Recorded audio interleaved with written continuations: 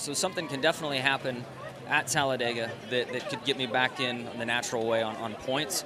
But, I really feel like I've got to go to Charlotte and win the race and control my own destiny. I want the mic working on the muck box, but I don't need it played over the loudspeaker. Yeah, it's definitely the mindset and the way Kansas played out.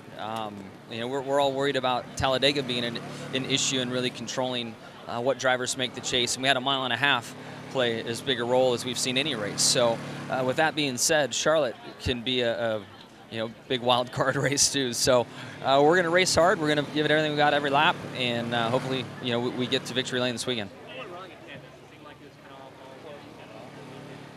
Yeah, the first part of the week we struggled with qualifying. Everything on Saturday in race trim, we did much better with the race car and had a competitive car. I was just mired in traffic, and on that one restart, the 16 car just came up and hit me and spun me around. The 11 car and I were advancing, and I think he finished somewhere in the top 10, near the top 5, and I feel like we could have ended up right there with him. We just got crashed before we had a chance to get there. Talladega's always crazy, and you know that, and that's the word people use. But considering where it is in the race with the last one before they move on to the next stage, how wild could the finish be this year here because everything that really is at stake? It's going to be wild, period. Talladega always is. The only thing that can change it is sometimes the leader of the race and the line they decide to run on the track, especially when somebody goes to the top and sits up along the wall. It just draws all the cars up there, and we have a less than exciting finish. But I have to imagine with guys like myself, Junior isn't in the best spot in the points. Brad isn't either. You have some big names that need to race and need to win to transfer. I think that will really create some awesome racing in Talladega. You may have answered this going into these last 2 races, knowing that you need basically the win to get through. Nervous, yes, but it's what we do week in and week out. It's just kind of simple now to keep our championship hopes alive. We got to win to go on, and it kind of simplifies things to a certain degree. I can't hear the questions. Have you answered the question? Do you like the new chase formula? Can you respond to that, please? The new chase format is more forgiving for the field. If there was a runaway points leader, it's probably less popular with that driver. And I've been in that situation in years past. As the chase went on, would go to Homestead with an opportunity to defend and have a nice points margin. Now that doesn't happen because every 3 races the slate's wiped clean and you start over again. So in some respects, I think it's a little more forgiving, and it gives other people an opportunity if they have a bad race to get back in the mix. So I'm a little undecided to kind of answer your question if I like it or not. I won 6 championships with the old format, so I'm not the first one to jump up and down and say that this is a great new system to put into place, but you expect that out of me.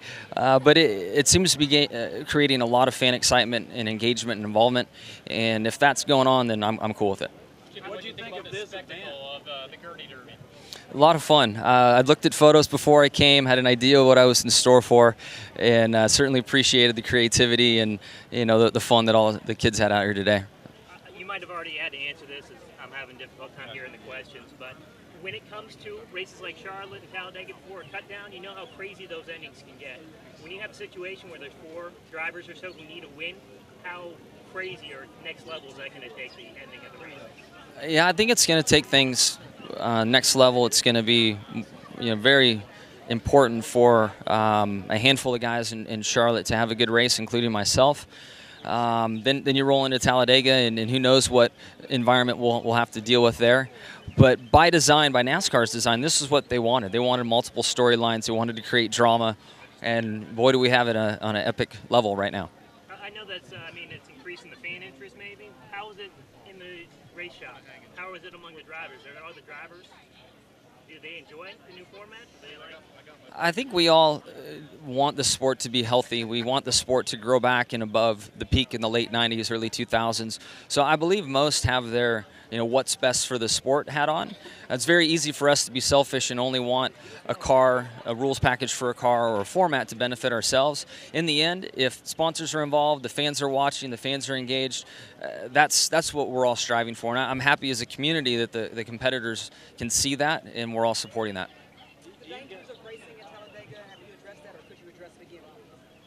There's a ton of dangers at Talladega. When we run in those big packs, anything can happen. We've seen cars airborne into the catch fence, unfortunately. We as competitors put ourselves on the line willingly. We've seen some situations where cars have gotten into the fence and the debris has gone off into the grandstands, and that's a situation we can't have. And NASCAR continues to work on slowing the cars down and creating a safe environment for the fans. But for us drivers, we pull them tight and hope for the best. I mean, it's definitely a crazy environment out there. Guys like Casey and Dale Jr. kind of in a similar boat. Do you kind of sit down and do the math and say, what's it take for all these guys to get in there? You know, there's such a short amount of races in each segment that it's pretty simple. You just you don't spend much time doing the math. And with Talladega in this grouping, I mean, you just got to go to Charlotte and win. That's the way I'm looking at it. Have you ever been in a position before where you felt you had to win a race to either improve your standing or solidify something? Yeah, most recently would have been the 2012 championship battle with Brad. He had a big margin after an issue we had in Phoenix. We go to Homestead. We have to win. He has to finish 15th. I'm leading the race in the late stages, doing my part, and Brad's like in 20th or something, had a bad night going on. And we unfortunately made some mistakes on pit lane and then had a mechanical that took us out. But that's the most recent big pressure environment I've been in. You do well at Charlotte. You feel like you can win it all. If we win at Charlotte and transfer, I feel like we definitely have a shot at the championship. The next round of races are at 3 of my best tracks, and I feel like we can transfer from there to Homestead and then have a shot for the championship. What do you think the fans can expect this year at Talladega? I think at Talladega this year, there are so many unknowns and so many drivers competing for the championship. And the way the first race of the championship battle went in this round, the contender round, there's 4 of us, including myself, that are desperate. And I feel that number has a chance to grow in Charlotte, and you'll have 6, 7, 8 drivers that have to win at Talladega to advance. And I think that will create a very competitive environment, a racy event, and certainly a lot of entertainment for the fans. Hey, I think you're going to a business class after you're done out here. Marketing class, yeah. What is it that you're going to tell those folks? And I know NASCAR's a big marketing industry, but I mean, do you have a message or something you're going to tell those kids?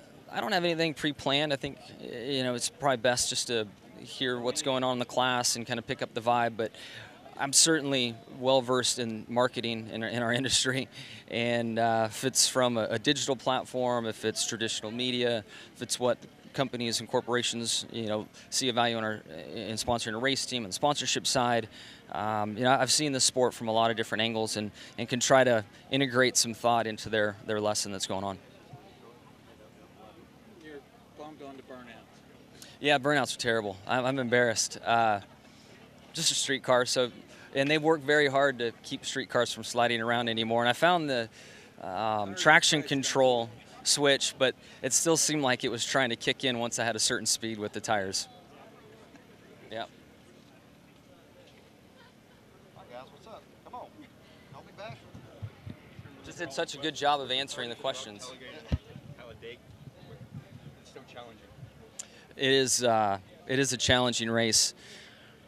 It's one of the most stressful races we have all year. If you're in the championship battle, the fall race in Talladega is just extremely stressful. You can't control your own destiny.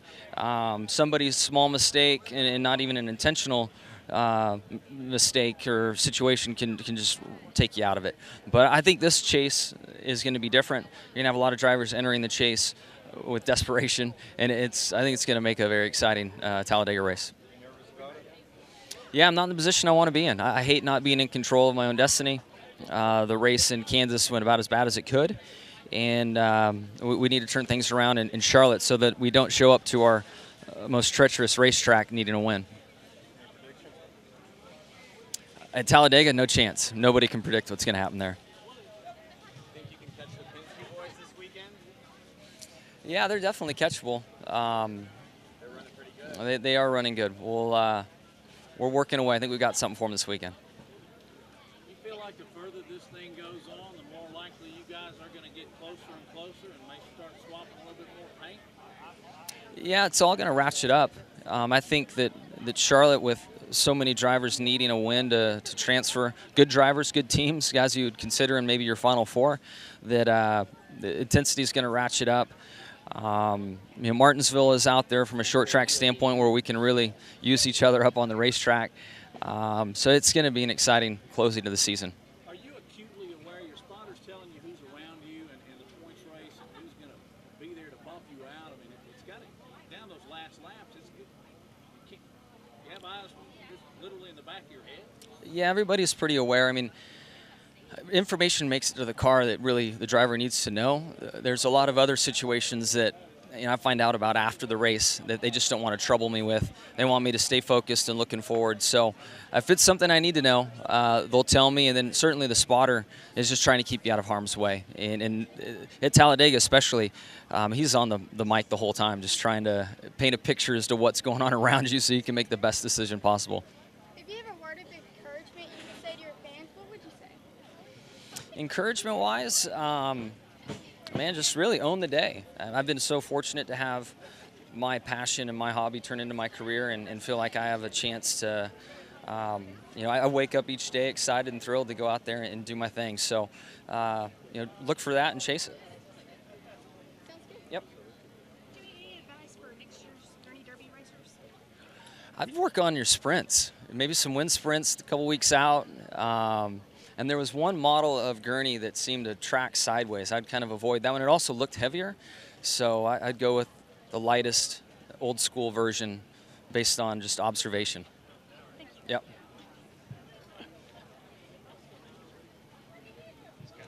Good? Great. All Thank right. you very much. Thank you.